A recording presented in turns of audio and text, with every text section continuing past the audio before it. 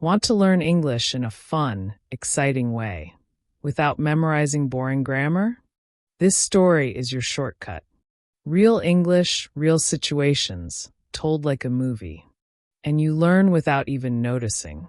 So before we start, make sure you like, subscribe, and hit the bell. New stories every day. It started with a sneaker. Just one. Lying in the middle of a quiet New York sidewalk, like someone had taken it off mid-run and forgot to come back. It was black and purple, with the gold Lakers logo stitched on the side. Not the usual cheap design.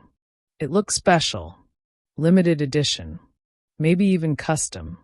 Luca had seen thousands of shoes in the city, but something about this one made him stop. Maybe it was the way it faced, like it had been placed there, not dropped. He picked it up and turned it in his hands. It was heavy, size 10 maybe. The sole was a bit dirty, but the rest looked clean. Not new, but definitely loved. No one was around. No signs. No one chasing after it. Just the sound of distant traffic and the hum of the city around him. Luca didn't plan to spend the day walking around with a single sneaker in his backpack. But that's exactly what he ended up doing. At first, he just carried it because it felt wrong to leave it there. But as he walked block after block, a strange idea started forming in his mind. He would find the owner. It sounded crazy. New York wasn't small. Millions of people. But the shoe had a story. And somehow, he felt like it had found him for a reason. He turned a corner and saw a group of kids playing basketball in a small park. He held up the sneaker and asked, "Any of you lose this?" They looked confused. One of them shouted, "That's a Lakers shoe. This is Knicks territory." They all laughed and went back to playing. Luca smiled and kept walking. Next, he went into a sneaker shop. It was packed with high tops, runners, and slides.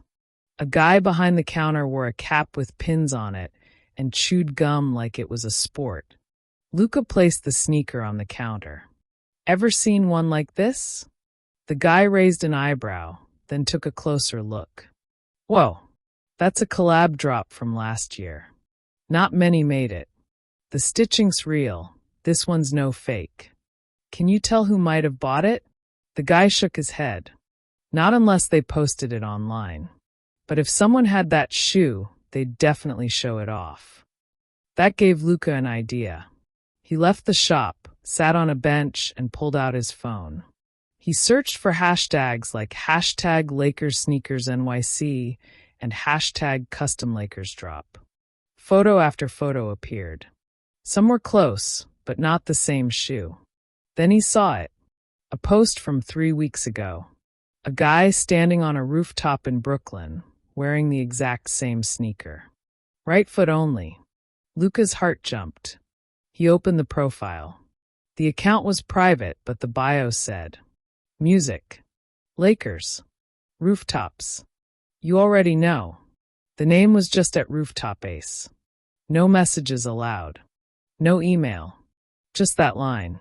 Luca zoomed in on the background of the photo. The building had graffiti on the side. A yellow fire escape.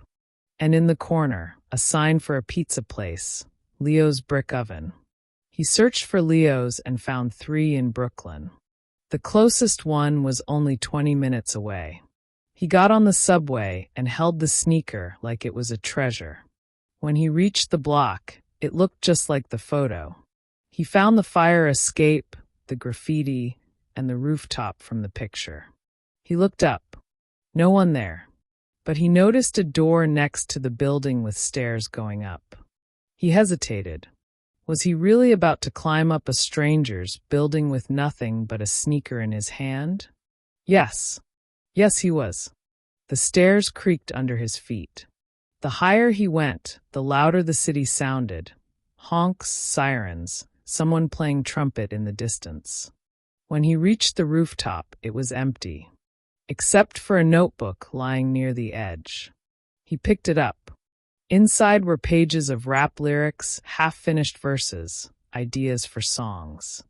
One page had the Lakers logo drawn over and over, and a line that said, "Lost my step, lost my soul. Hope someone's got my other soul." Soul and soul. Luca held up the sneaker. He wasn't sure what was happening anymore, but it didn't feel like a joke. He left the notebook where it was and started back down. As he reached the street, a guy walked by with one sneaker on and one foot in a sock. Black, purple, gold logo. It was him.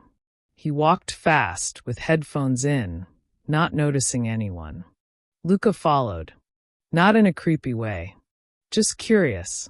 He wanted to see where the guy was going. Maybe he would figure out the right moment to return the shoe. They walked 6 blocks, past street musicians, fruit stands, and busy cafes. Finally, the guy turned into a small music studio. The front window had a poster. Live open mic, tonight at 8. Luca waited outside for a while thinking. Then just before 8 he walked in. The guy was standing near a mic, going through his lyrics. Luca walked up, placed the sneaker on a nearby stool, and stepped back without saying a word. The guy noticed it, stared for a second, and looked around. Luca raised one hand slightly, just enough. Their eyes met.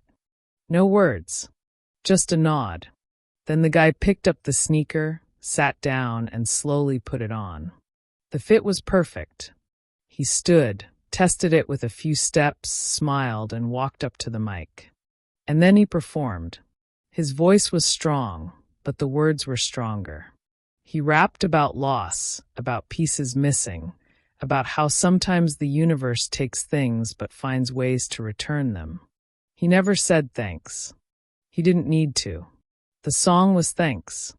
Afterward, Luca left without speaking. Some things don't need conversation. He walked out into the New York night, feeling like the city had spoken to him. It didn't matter how big it was, or how loud, or how fast it moved. Sometimes, even in the biggest places, a small moment could find you. And sometimes one sneaker could change your whole day. Without even realizing it, you just picked up dozens of useful English phrases and sentence structures. You followed a real adventure with simple grammar, past tense narration, and expressions like, "It felt wrong to leave it there," or "not in a creepy way, just curious." These are the tools fluent speakers use every day. That's the power of stories. They teach you the language the way people actually use it. Like the story, then like the video, subscribe to the channel, and turn on notifications. New stories every single day. Now I want to hear from you.